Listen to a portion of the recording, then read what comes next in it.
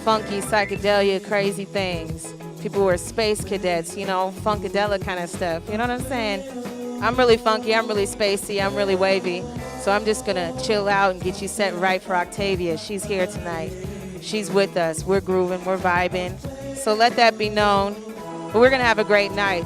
And I'm glad that you're here with me. And I'm glad that I get to be here too. Octavia Butler, the first book? Yeah. Fledgling. Wild Seed. Blood Child. Parable of the Sower, 1993. It's about hyper-empathy. Blood Child. Parable of the Sower. Lilith's Brood. Same, Lilith's Brood. Oh, Parable of the Sower. Pattern Master. Parable of the Sower. Dawn. Parable of the Sower.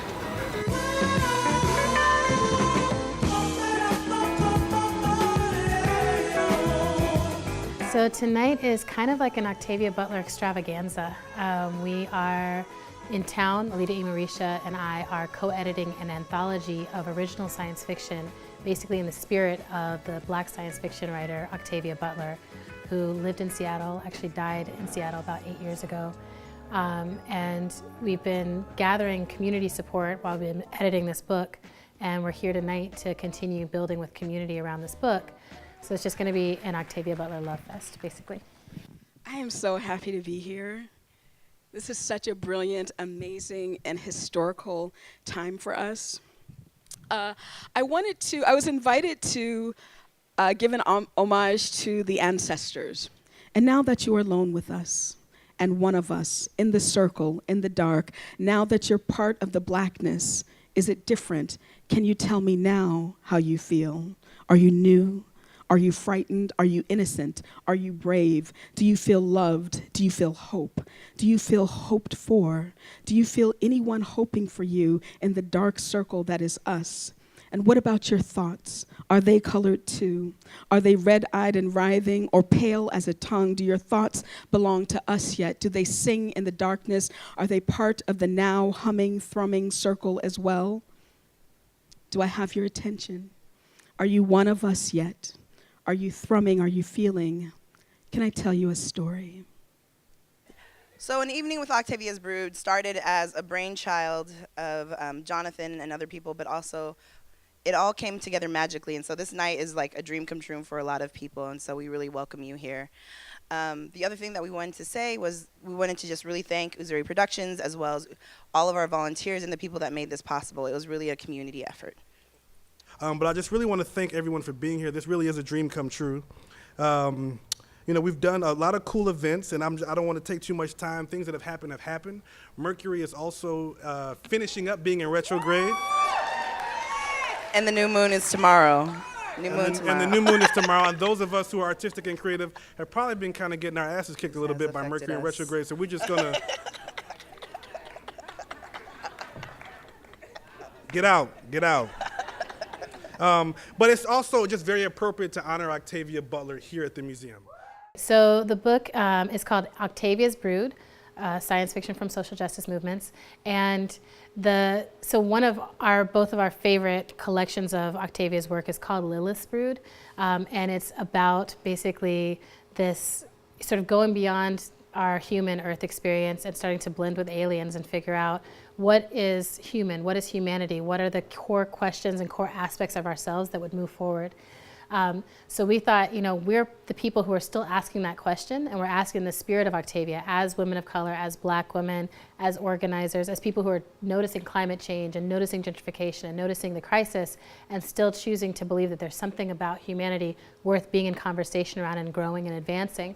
So we're like, we're her brood, you know, and we're not the only ones, right? We are Octavia's brood. Community, yeah, that work is thankless, and everything that we touch changes us as much as we change it, cause God has changed, even painful-ish. To quote Earthseed, books of the living, Octavia Butler, all visionaries. Thank you for the worlds you breathe. We imagine tomorrow, now it's all unseen. Sometimes, well, especially with the parable books, a number of news stories that were ongoing bothered me enough to stay with me. The fact that I'm a news junkie, can't help but pay attention. I had to do something with all that feeling, all that passion. So I wound up putting it in those 2 novels.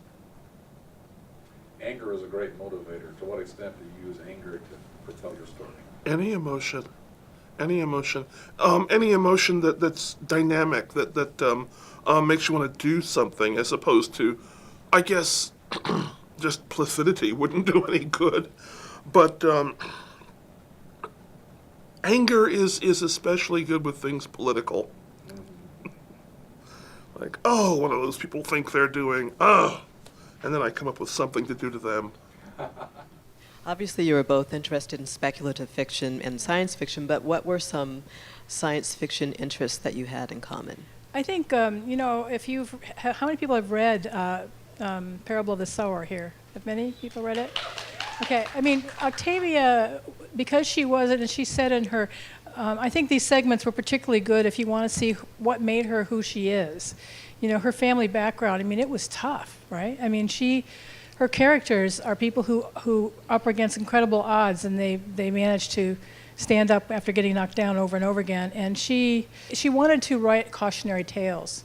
She wanted to show, okay, these things are happening right now, and if they continue to happen as they are right now, this is what it's going to look like. And one of the last things she said to me, one of the things she said was, you should get your students to try to write stories that maybe present a reality where some of these problems have been solved. Like, it isn't like bombastic, like, we have to stop this environmental stuff, we have to stop this, we have to deal with poverty, we have to just show how it's been solved and make that the background, give us visions to live by and hope. And that's kind of, I think her interest and my interest, you know, intersected along those lines of how can we change the world through science fiction. Yeah, y'all sci-fi folks, is that what y'all are? Is that why y'all are like levitating up here and just kind of quiet and chilling and shit? Okay, I got you. I feel you. All right, here we go. Dodo walked the earth for centuries, searching for his village peoples who were captured at their birth.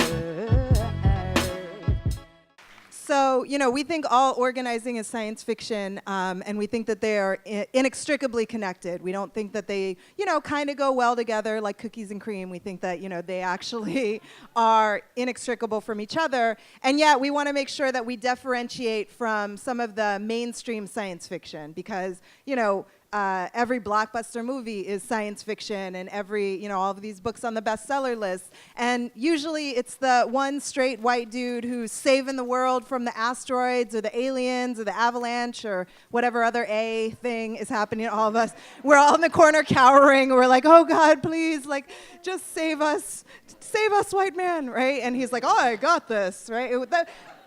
That's not visionary, right? That's not what we need to build this new world and to inspire us.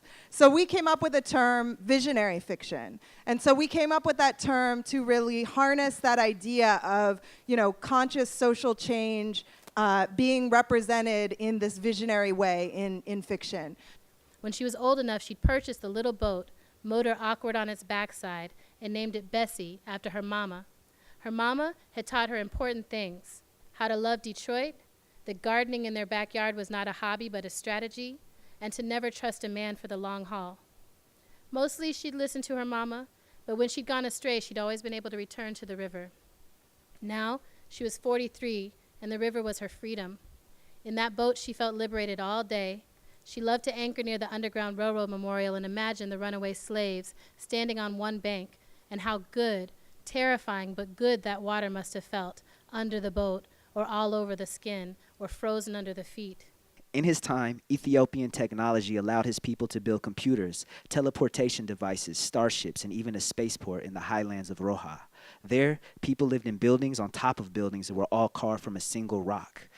There were many people that he loved that he had to say goodbye to as they went on trips to distant galaxies, knowing he may never see them again, yet nothing he saw then compared to the chaos surrounding him now. In this new capital of the country he ruled over 800 years ago, what he saw made him wish time machines were never invented.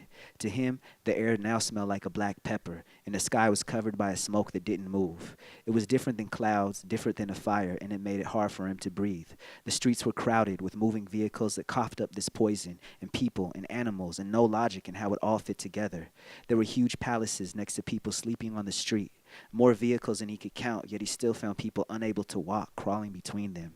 He leaned on the cross like it was the only thing holding him up and thought, how have we become so close and so distant at the exact same time? When A was in heaven, she was an angel of mercy, never an angel of vengeance, never wielded a fiery sword and wrought terror on those who had done wrong. But no one who saw her this day would have guessed that. She threw off her trench coat like a dark storm cloud and unleashed her remaining black wing until it blotted out the glow of the streetlights. Her face twisted almost beyond recognition with rage. She was more terrible than anyone could ever imagine. Her wings sliced through two agents in front of her as she ran toward the trucks. She heard their bodies drop behind her as she raced forward. A could not tell if the agents were alive or dead, and she did not care. Thank you. You want to take a bow? So thank you all. Thank you so much for having us.